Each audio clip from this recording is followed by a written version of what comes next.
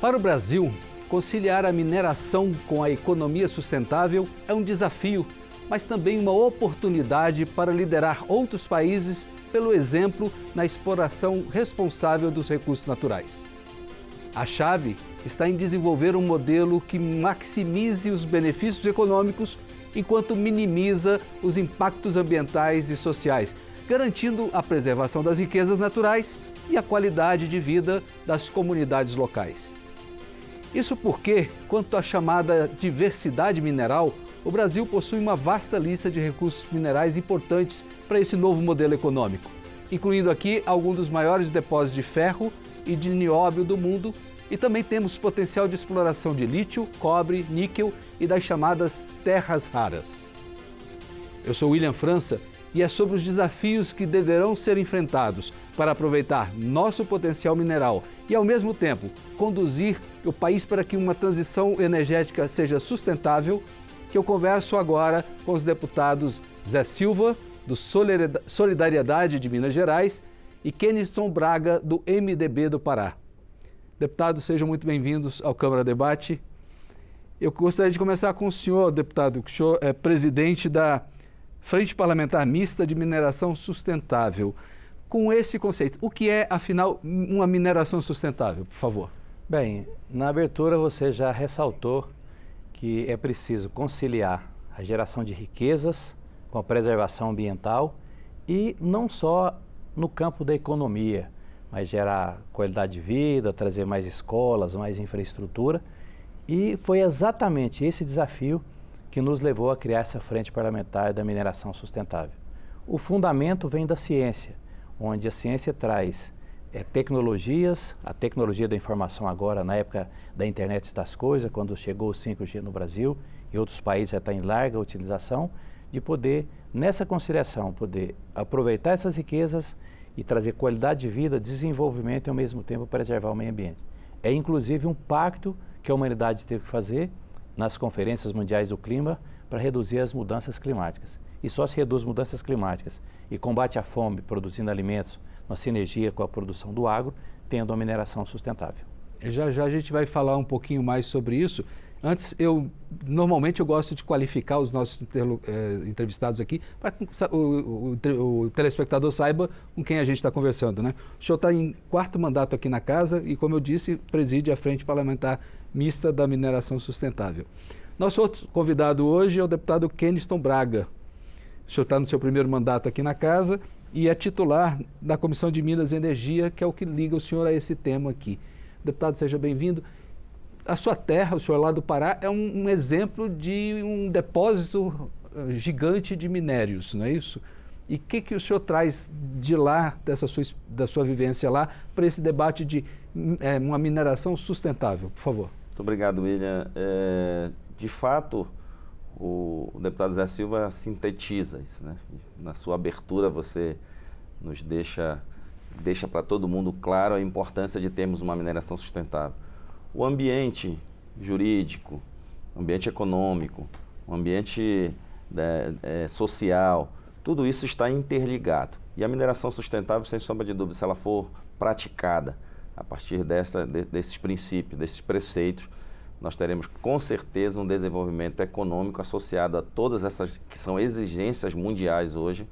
Nós, com certeza, seremos o primeiro país do mundo em competitividade e em bons exemplos de exploração mineral. Lá na sua terra tem bons exemplos já para a gente contar aqui? Olha, eu digo, a gente tem debatido muito isso aqui na casa, inclusive dentro da Frente Parlamentar de Mineração Sustentável e dentro da própria Comissão de Minas e Energia, a gente precisa juntar os elos dessa corrente. O bom exemplo de mineração sustentável eu posso te dar, que é a maior de todas, que é a exploração que a Vale exerce lá dentro da Floresta Nacional de Carajás.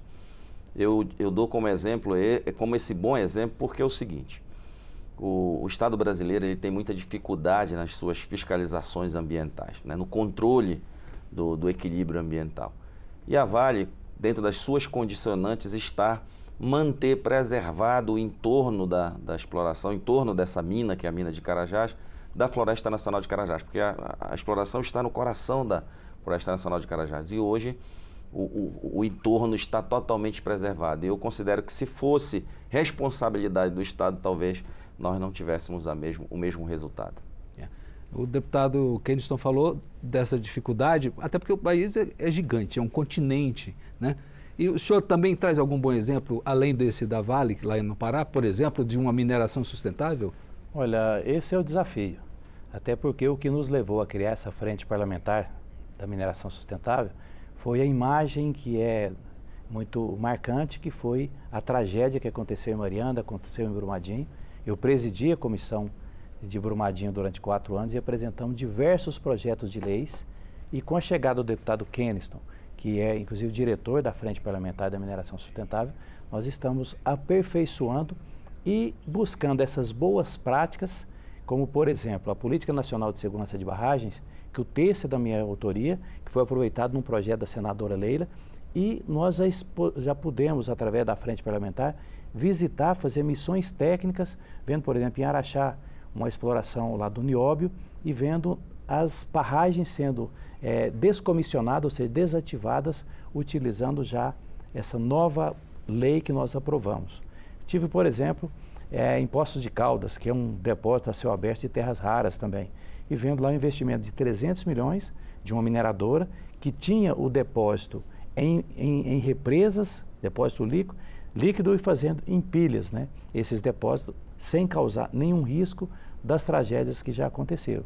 E no próprio estado lá do deputado Keniston, né, eu visitei lá em Oriximiná já milhares de hectares de outras mineradoras também, que depois do aproveitamento minerário, eu estou trocando inclusive a palavra, explorar parece que você tira explorando, né? Explorando o meio ambiente ou explorando alguém, não. O aproveitamento minerário, onde depois do aproveitamento minerário, a gente já consegue ver uma floresta totalmente reconstituída e uma inovação, utilizando também ali uma relação de uma licença social com as populações locais, porque também nós temos que trazer para a mineração sustentável estratégias e políticas públicas que inclua as populações locais ali, os melhores empregos, não pode ser, né, deputado Keniston, que só aqueles que vêm de fora preparados, então precisa investir na educação, na qualidade de vida e especialmente essa licença social, essa interação, que é uma boa prática, né? Porque o papel da Frente Parlamentar é juntar essas boas práticas, provar que é possível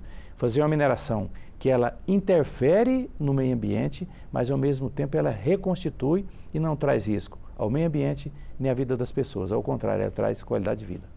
Essa colocação que o deputado Zé Silva fez agora, deputado Keniston, ela remeteu àquela tragédia de Brumadinho, talvez, e de Mariana, primeiro, e depois Brumadinho, que foi muito maior.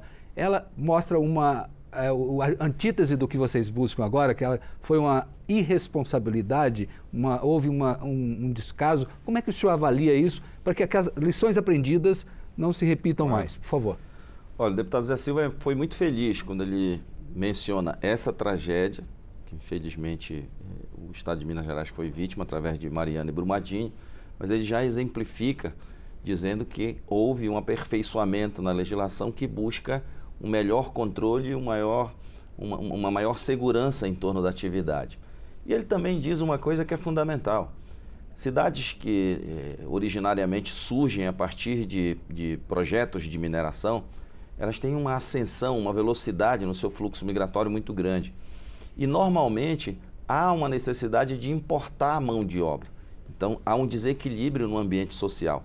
E a gente precisa, acima de tudo, preparar essas cidades para o pós, porque nós estamos falando de uma atividade finita. Então é uma economia de base transitória. E a gente precisa preparar esses ambientes para que essas cidades possam ter autossustentação assim que esses projetos encerrarem. E aí a gente dá... E ele foi feliz, como sempre, dizendo que o investimento na educação, na formação da mão de obra qualificada dentro do próprio ambiente da cidade onde essa exploração acontece, nos trará a segurança e a certeza de que esse avanço, de que o resultado dessa mineração será muito bem aproveitado para que a gente tenha um ambiente social também seguro. Certo. Deputado Zé Silva, uma outra vertente dessa discussão é o seguinte: para que se a gente faça, por exemplo, painéis de coleta de energia solar para uso em aquecimento ou mesmo geração de energia elétrica, Dentro daquela placa que a gente vê uma placa preta no sol, ali dentro tem um mineral, que é um mineral responsável por capturar a energia do sol e transformar em elétrica, etc. O Brasil é uma fonte riquíssima disso e hoje a gente ainda não explora adequadamente. O senhor acha que também é um caminho por aí fazer uma exploração? Desculpe, eu queria até usar a sua expressão nova, como é que é? Aproveitamento. O aproveitamento minerário, não é isso? Exato. O aproveitamento minerário para esse viés também dentro da questão sustentabilidade, por favor.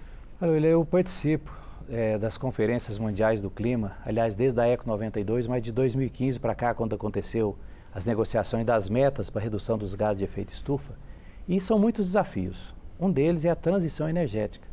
E essa transição ela só é possível quando os países eles mudam a sua matriz energética. O Brasil é o país do mundo com a matriz energética mais limpa.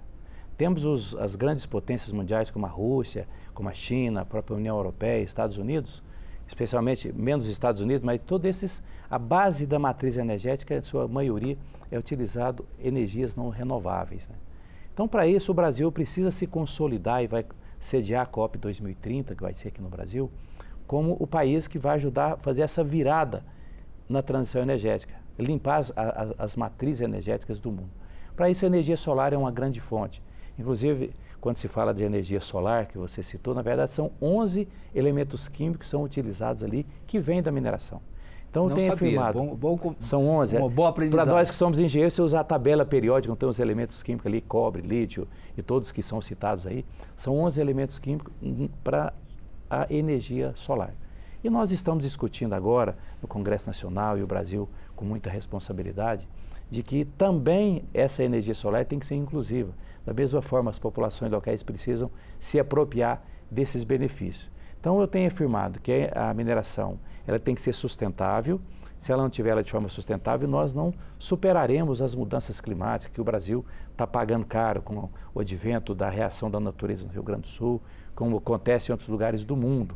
Então, por isso é fundamental a energia solar, a energia eólica, nós temos a energia hidrelétrica, que também é energia limpa, e especialmente do nosso agro, que além de combater a fome, também é possível produzir energia limpa, como o biodiesel, como o setor sucroenergético, onde, como diz a música do Milton Nascimento, né, colher da terra o milagre do pão, sugar da cana a doçura do mel, e além da doçura do mel que tem a cana, tem outros produtos, né? Tem o etanol, né? Tem a cachaça, boa cachaça lá de Minas também, mas tem o bagaço que gera energia, e gera uma energia renovável. Então, esse conjunto que você citou, a partir da energia solar, de energias que são limpas e renováveis, é que o Brasil precisa, e nós estamos aqui, né, deputado Kennedy, construindo leis e políticas públicas para o Brasil ser um gigante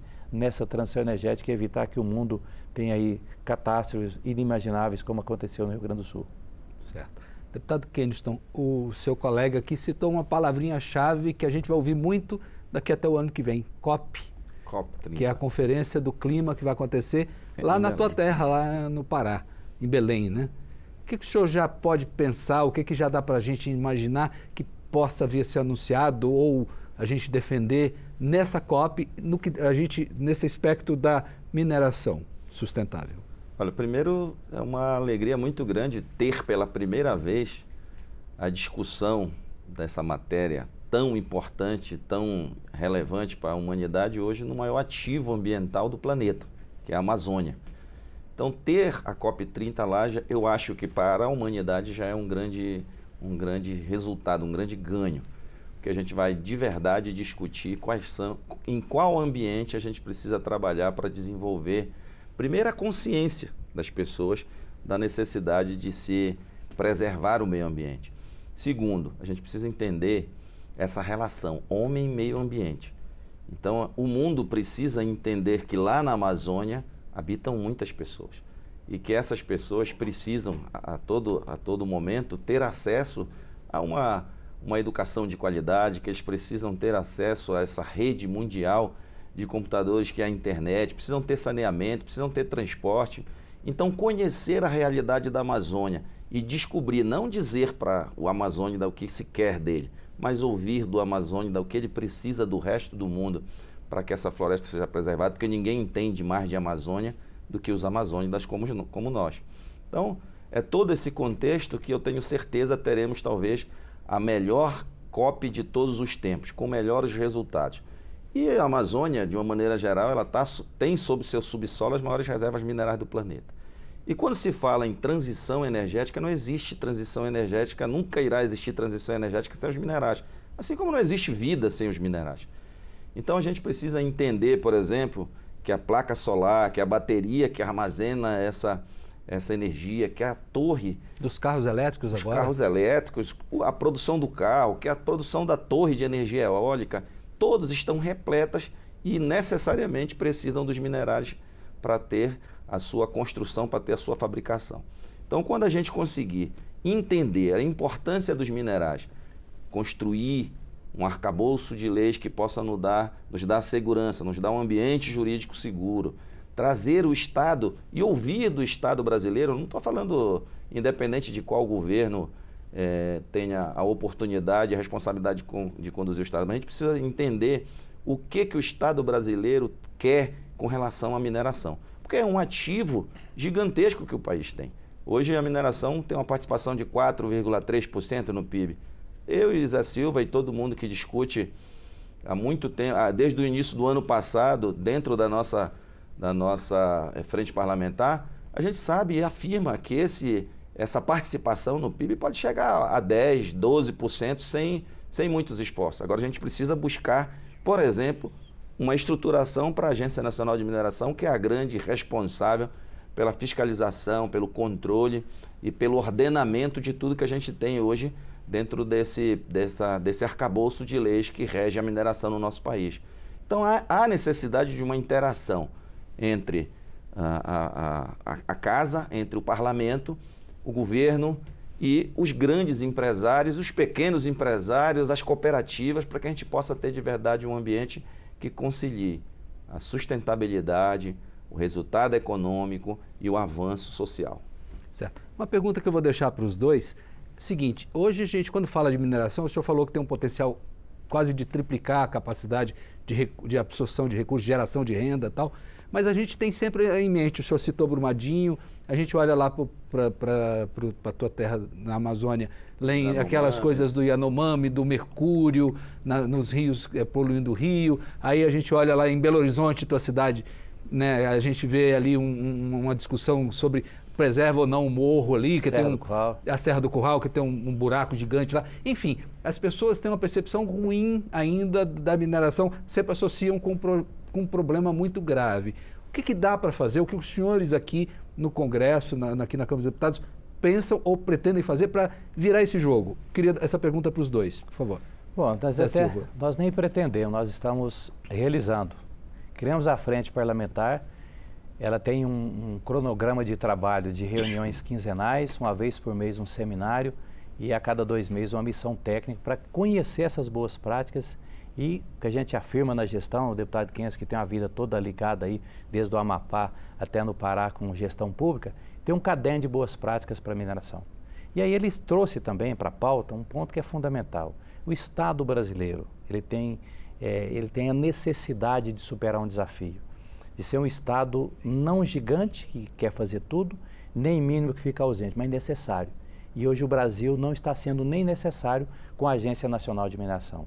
Nós temos 220 mil processos que não são digitalizados. A agência tem 1/3 da quantidade de profissionais que precisam. E quando você vê essa fotografia, esse filme, que nós falamos em Minas, Mariana e Brumadinho nunca mais, mas é nunca mais se o governo federal cumprir seu papel. Como o deputado Kenzo disse, não é esse governo que está aí, todos que nós já conhecemos aí nos últimos 30 anos. Porque a agência, para você ter uma ideia, eu sou engenheiro, né? Quando aconteceu a tragédia de Brumadinho, a tecnologia utilizada de monitoramento, os recursos que os profissionais da Agência Nacional de Mineração, que aliás eu destaco aqui, são abnegados, são altamente comprometidos e precisa de serem valorizados, ele utiliza recursos próprios, os recursos próprios ir lá fazer o reconhecimento da tragédia naquela hora. Então é preciso, primeiro, para isso acontecer, para tirar essa fotografia da tragédia, aí vem a fotografia que você citou, de que as pessoas veem e veem com certeza. Fizemos uma pesquisa em março, abril do ano passado, mais de 60% da população não acreditavam que tinha mineração sustentável. À medida que nós trouxemos um debate para o Congresso Nacional, e um debate que é o seguinte, que o setor também era retraído, eu falei, ele estava avexado, né? Não mostrava, não dava transparência, que estão dispostos a fazer agora. Ou faziam, não tinha outra opção. Hoje, depois de um ano da frente parlamentar, né, deputado Keynes, nós já temos aí metade dessas pessoas que não acreditavam já acreditam que é possível ter a mineração sustentável, mas acreditam também e cobram do governo a estruturação da Agência Nacional de Mineração, com mais recursos. Passar o que é de lei, ela precisa de 7% da CEFEM, que é a contribuição aí da exploração minerária, porque é o nome, recebe 1% apenas. Certo. Deputado Keynes. Olha, de verdade, o deputado Zé Silva, mais uma vez, dá uma demonstração clara do motivo pelos quais ele puxa a fila e nos convida a criar a Frente Parlamentar de Mineração Sustentável. A gente já está fazendo, William, respondendo a tua pergunta, nós já estamos fazendo, a partir desta atitude e de outras discussões que a gente vem de verdade desenvolvendo aqui dentro, a gente está buscando esse ambiente. Quando eu mencionei a mineração, e o deputado Zé Silva reforça, é porque há uma desproporcionalidade entre o tamanho da importância dela e, de verdade, o que se é atribuído a ela como estrutura. A ANM tem hoje um déficit de servidores na ordem de 70%, tem 30% do efetivo necessário. Então, nós temos que reforçar isso. Quando o deputado Silva fala dos 7%, que ela só recebe 1%, isso está na lei que a criou. 7% de toda a CEFEM arrecadada deveria ser reinvestido em reestruturação da ANM. E aí, talvez, nós pudéssemos ter um controle maior e evitar que tragédias como Brumadinho, como Mariana, como Zianomar, por exemplo, quem é responsável por fiscalizar garimpo ilegal no país? É a ANM, é a Agência Nacional de Mineração. Mas com efetivo de 3, 4 servidores, como é que ela vai fazer isso? A Polícia Federal, a ICMBio, o IBAMA sempre chegam primeiro porque helicópteros, aviões... Eles têm uma estrutura de Estado, né? Vamos dizer assim, eu digo assim, enquanto eles chegam de helicóptero e de jatos, a ANM chega de Fusca. E é o Fusca da época do Itamar ainda, aquele mais antigo, não é do mais moderno. Então, temos muitas desproporcionalidades dentro dessa importância. E o que isso acaba acontecendo? Gerando um preconceito muito grande sobre a mineração que nos distancia do real valor dela. A mineração é imprescindível para a vida humana. Agora, esses episódios que são decorrentes da ausência do Estado brasileiro acabam potencializando esse preconceito e nos afastando de um ambiente cada vez melhor. Um ambiente que possa de verdade cumprir o seu papel, que a mineração possa cumprir o seu papel. Então, volto a repetir, o Brasil é depósito de um dos maiores ativos do mundo com relação aos minerais. Agora, o Estado brasileiro precisa ter uma política melhor, uma política mais moderna, investir em tecnologia, investir em qualificação de mão de obra, equipar, trazer a ANM para dentro da sua verdadeira função, do objeto da sua criação, né? Porque ela é oriunda do DNPM, extinguiu-se o DNPM e cria-se a agência, é a última agência a ser criada. Mas existe de verdade um déficit de todas as ordens lá dentro que a distancia da sua real função, que para mim é estratégica dentro desse contexto. Quanto a nós parlamentares, estamos aí. Tem um código minerário que está desde que foi criado em 67, até então não tinha sofrido nenhuma alteração. Hoje tem um outro membro da Frente Parlamentar de Mineração Sustentável, que é o deputado Joaquim Passarinho, que ajudou junto com outra deputada que é membro também, que é a deputada Gleice lá de Minas Gerais, que ajudou a construir na legislatura passada uma proposta para este novo Código Minerário e que hoje está na relatoria do deputado Joaquim Passarinho. Essa proposta, o deputado Zé Silva já trouxe essa discussão para dentro da Frente Parlamentar, já tivemos um seminário para debater essa proposta desse código. Então a gente avança na busca de criar de verdade o que a gente imagina ser um ambiente, o ambiente necessário e o próximo ao ideal para a mineração no nosso país. Certo. Nosso tempo já está se esgotando, a conversa está muito gostosa, ainda tem muita coisa a contar, mas lamentavelmente temos que encerrar. Rapidamente, 30 segundos para cada um. Deputado Zé Silva, qual a importância dessa mineração sustentável para o país?